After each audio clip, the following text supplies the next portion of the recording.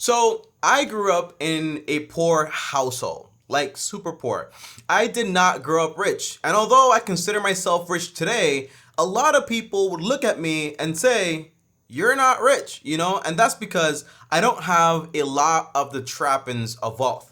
I don't have a fancy car. I don't even have a car. I don't have a mansion. I don't even have a house. I sold it, okay? And I don't even have $1 million. And you might say, then how can you actually call yourself wealthy or rich? And the answer is because I consider wealth and to be rich is very simple. I make more money passively every single month than I need to spend. So if I wanted to stop working, I don't need to work anymore. And to me, that is the definition of wealth overall. And when you want to have a rich mindset, you have to switch this entire switch in your head that's all about when I buy something, I'm going to replace it. You have to buy with the mindset of I'm going to buy this and try to keep it as long as I possibly can. And in this video, I'm going to give you 10 things, okay? I might even give you some bonuses if you make it all the way to the end about things that whenever I'm buying, I'm trying to keep for as long as I possibly can, hopefully forever. That's the idea. Now, if you guys don't know me, my name is TommyBryson. Do me a favor and smash the like button. Now, the very first thing that when you buy, you should buy with a mindset of keeping forever is going to be a car.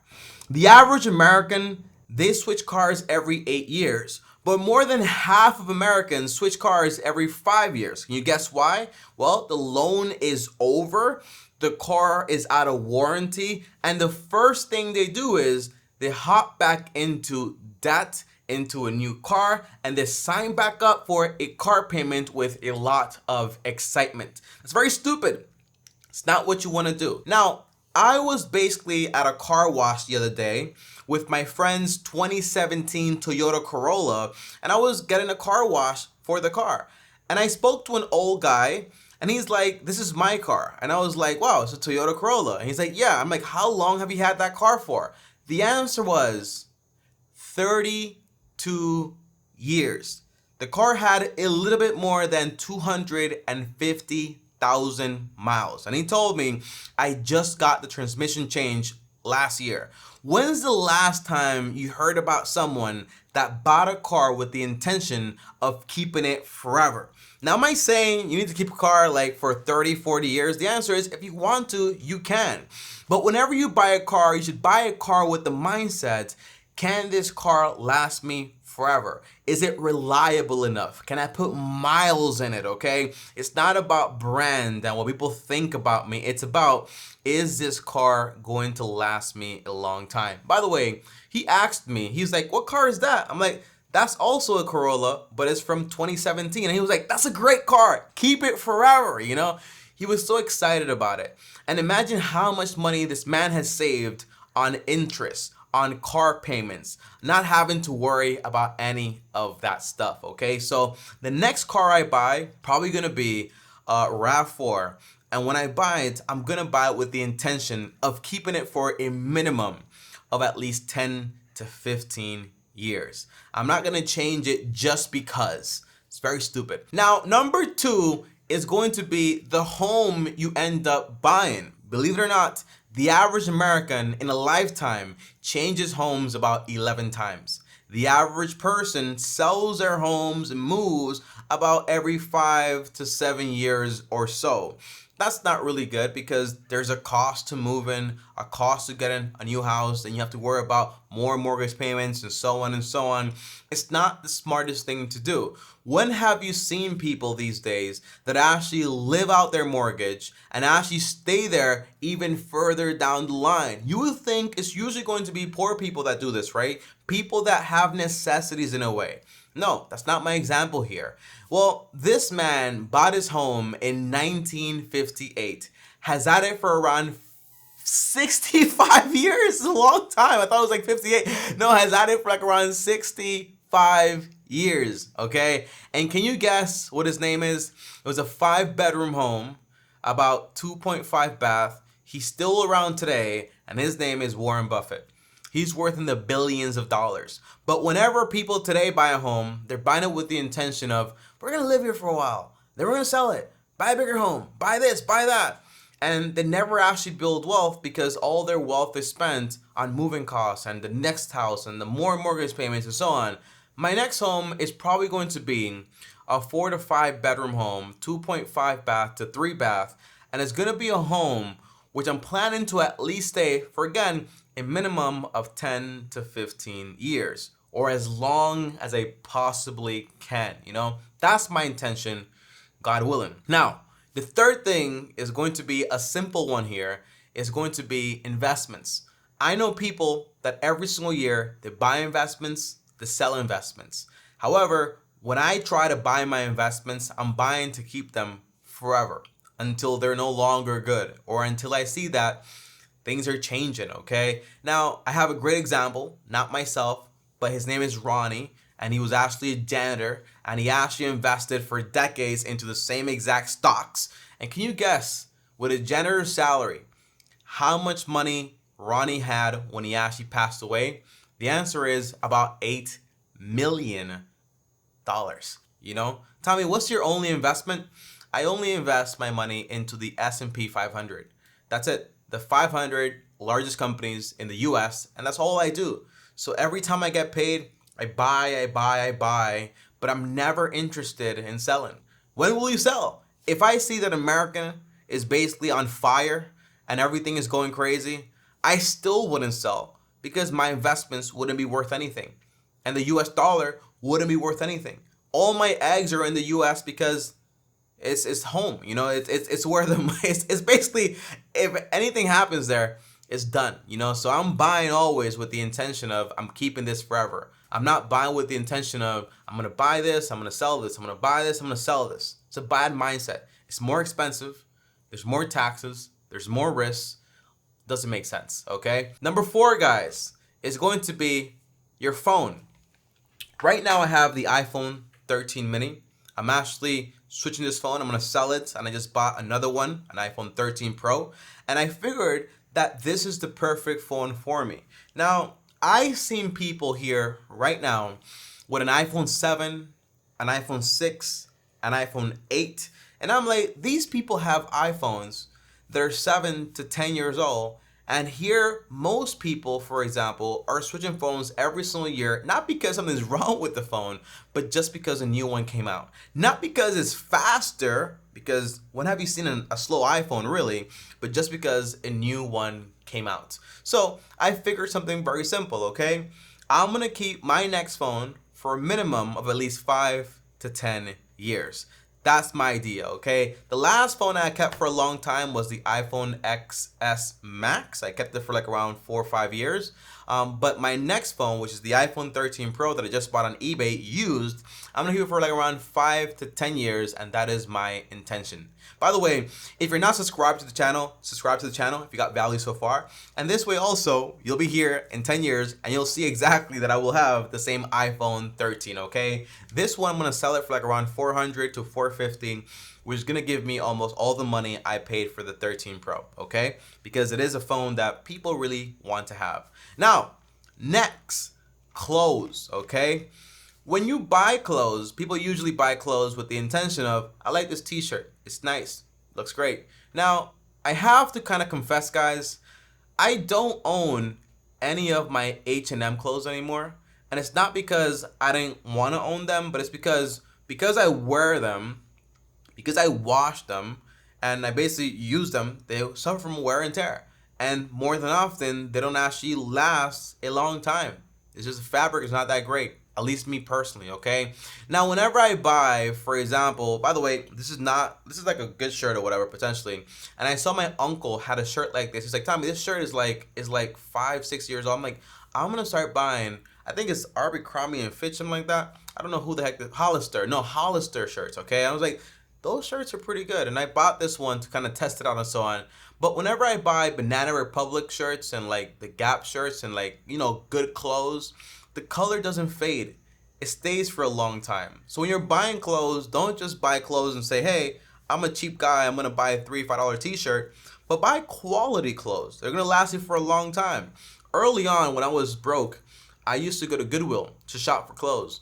And whenever I would buy brand t-shirts, some of those t-shirts I still have in my closet because that's how good they are. So when I buy clothes these days, I'm buying with the intention to keep them for as long as I possibly can. And to do that, you need to buy quality clothes. Quality clothes does not mean Gucci and Prada and Versace and Itachi, Italian clothes. I'm sorry, okay? But Italian clothes, that's not what it means. It means quality clothing. And quality clothing isn't always going to be the most expensive, but you're usually going to pay a good price for it. Now, number 6 is smartwatch, okay? The watch. Buying a watch and hoping to keep it forever. Right now, I have a iWatch, an Apple Watch, Series 7, 45 millimeter, and it's a nice watch, and I plan on keeping it until the battery basically dies. If I can fix the battery, great. If I can't fix it, I'll probably sell it off or whatever. But for most part, once I'm done with that smartwatch, I'm probably not going to be buying another smartwatch whatsoever. And my next watch, which I'm going to be trying to own forever, is going to be a Casio watch. I'm probably going to get 2. One is going to be, for example, a sporty watch. You know, might be a G-Shock, although I don't like it. It's too big. Might just be a standard one to show the time when I'm running or when I'm at the gym, see what time I got in, what time I got out. Simple stuff. And another one might be, for example, a classy Casio watch, which you do have, you know, with the stainless steel bezel or the leather wrap, which look great. And those watches that are mechanical, they run forever. The battery doesn't go out because it basically charges on movement or moves on movement, so you're good to go. And they're also not super expensive. Do you need a Rolex? No. Do you need one of those other watch names that I don't know? No, okay? So it's not just about how much money you're paying, but it's paying for quality. You know, you buy one of those Casio watches, the batteries are almost guaranteed to last you 10 years. I mean, when have you heard about that? You know, so to me, that's awesome. It's more than enough. Buying a watch with the idea that I'm going to keep it forever. By the way, I want to make a parenthesis here. I want to take a pause, okay? Not to ask you something, but to say this. I know some people use this mindset to justify buying things they can't afford. I understand that. Don't do that.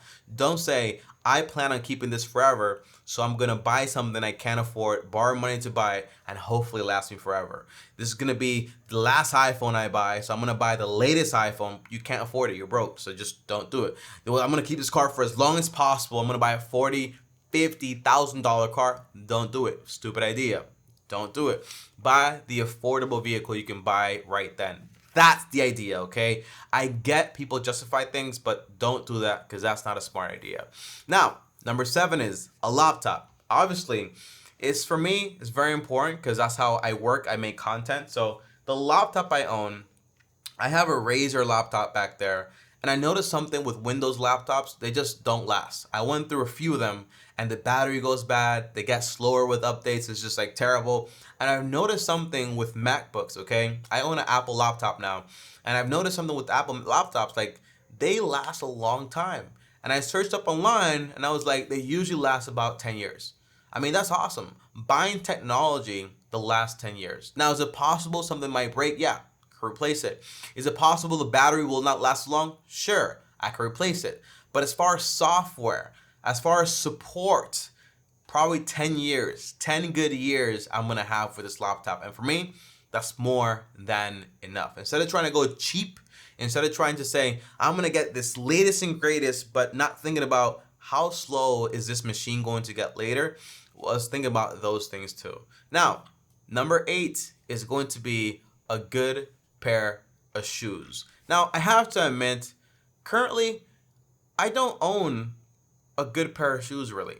I do own, for example, some boat shoes that are leather, but I went a little too crazy and I bought too many of them. And they're leather and they're very nice and last me for a long time.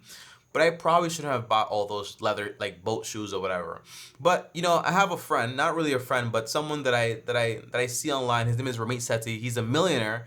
And he loves this brand of shoes. I think they're called Brunellos. And Brunellos are sneakers that cost around $500 to $1,000. And they have a lifetime warranty. So as they wear and tear, you can send them back in. And they will repair them for you and send them back to you. These are shoes that are made in Italy. And you might say, Tommy, are you telling me to buy a pair of $1,000 shoes? The answer is no. Ramit is rich, super rich, okay? This means that what he's buying is not just quality, but he's also buying a brand name. All that brand name is for him personally. It is what it is, you know? I'm not saying that all good quality shoes made out of leather or suede or nut, but is going to be, for example, that brand in Italy, $500, $1,000. No, but I am saying the pair of shoes that you actually buy is super important. Not because people think about you, but because I know my grandpa, he still has shoes, for example, but he's had it for 25 years. I've never seen that before in my whole life. I've never, ever seen a pair of shoes that old in my life. And he told me, Tommy, these are leather shoes. I take care of them. And I could not tell they're that old because they're that great. So my point is, buy quality shoes with quality materials. They might cost you $100 to $200 for sure, but they're going to last you a long time, 5 to 10 years. So I'm being very selective right now. I'll probably start selling off my little collection of nonsense shoes I have right now. And the next pair of shoes I buy, they might cost like $100 or $200 or so. I'm saying it sounds insane, but they're going to be quality pair of shoes. Now, by the way, if I find a sale for a good quality pair of shoes, $50, I'm going to buy it, but they have to be good shoes that I'm going to feel comfortable in, and they're going to last me for a long time. By the way, don't fall for these are lifetime guarantee, send them back in, you get them back, whatever. Forget about that, okay? $1,000 pair of shoes is probably not a good idea. Any way you slice it, you can get, for example, 5 pairs or at least like 7 pairs of solid shoes for a lifetime or for like the next 10 years and be pretty good to go. So don't do that. Don't think that's what I'm saying. Now, number 9 is something that's going to be very important that for me, I couldn't care less at this moment, but it's going to be stainless steel cookware. I rarely cook, and when I do cook, not a fan of it because I don't really can't cook that well, just being honest. But you know, the pans I have right now are pans I bought at Costco. They're stainless, they're not stainless steel, they're non-stick, okay? I think they're a good non-stick because some non-stick, as they wear and tear, they can release certain chemicals that are harmful for the body. I don't know. Eventually, though, once I get married, potentially, God willing, if I do get married, God willing, then I'll probably invest into some stainless steel pans. They might be a little bit more expensive, but they're pans that can last you a lifetime, like a long, long time.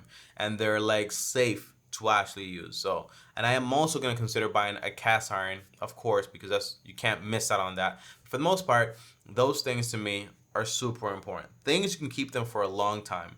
Number 10, good quality knives for the kitchen, okay? Super important stuff. Stainless steel knives. Now, by the way, I won't expand this much on this topic of knives, but you probably know. You know, I've had in the past bad knives I got from Walmart, and eventually the handle starts to go bad. The knives stop cutting. And whenever you try to chop something, you see that the metal starts bending in and it starts like craving or whatever. It's not good. So you want to buy a good quality pair of knives. But again, be very careful because in every single sector, brands exist. Remember, price is what you pay. Quality is what you get. Don't assume that you're paying X amount for this brand, must be the best. No. Look for quality materials that are being used with great reviews, historical, right? So this way you know you're getting something good. But don't go ahead and buy yourself $1,000 pair of knives because some celebrity chef told you to do so. That's dumb. Don't do that, okay? Look for quality. Now, bonus, if you made it all the way to the end of this video, okay? By the way, these have to be my favorite. If you got so far to this point of the video, do me a favor and smash the like button. But here's my favorite, a backpack. I use a backpack every single day for my laptop or just carrying things. I love to carry things, okay? And I don't even know how to say the name of this brand of backpack I have, but it's a F y'all. It sounds weird when I say it. It's an F and then y'all as in JALL Raven or y'all Raven, okay? I'll put it right here. But this is a website, and these backpacks are literally built to last a lifetime. They cost around $125, which is not cheap. I bought mine's used for like $30 on eBay. I was not gonna pay that much money.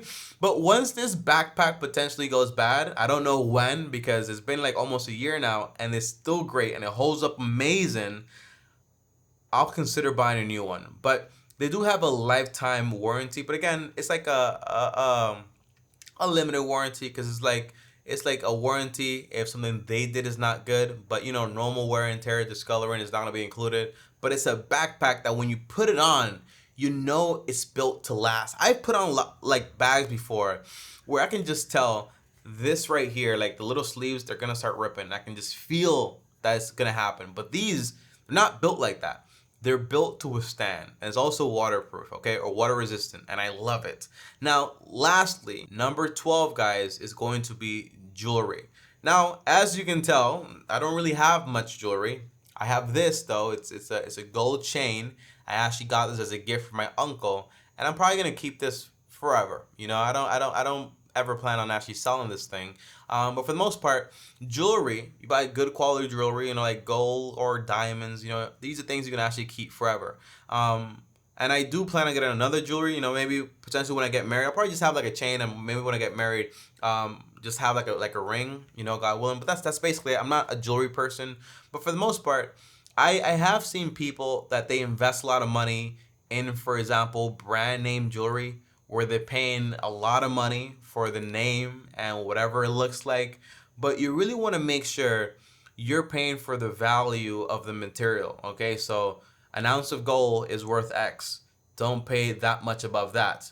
It's like saying, I'm going to buy this chain. You know, this person made it. It's an ounce of gold. I'm paying $20,000 because they made it, because Kanye made it. It's a very dumb idea. You don't want to do that. So if you do buy jewelry, make sure you're getting a good price for the materials. This way, if you ever do have to sell it, you can sell it for whatever you paid for it, or very little, or even a little bit more money potentially in the future. Guys, that is it.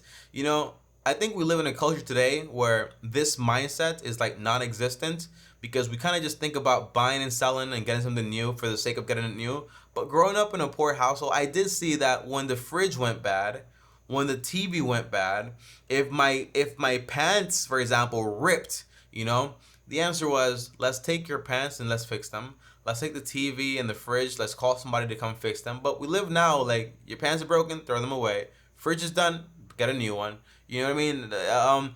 But having a mindset of longevity and keeping forever is not normal, but it is beneficial when it comes to saving money. So buy quality things when you do buy them, okay? Within your budgets. That's the idea. Guys, thanks for watching. Keep watching. Here's another video. Like and peace.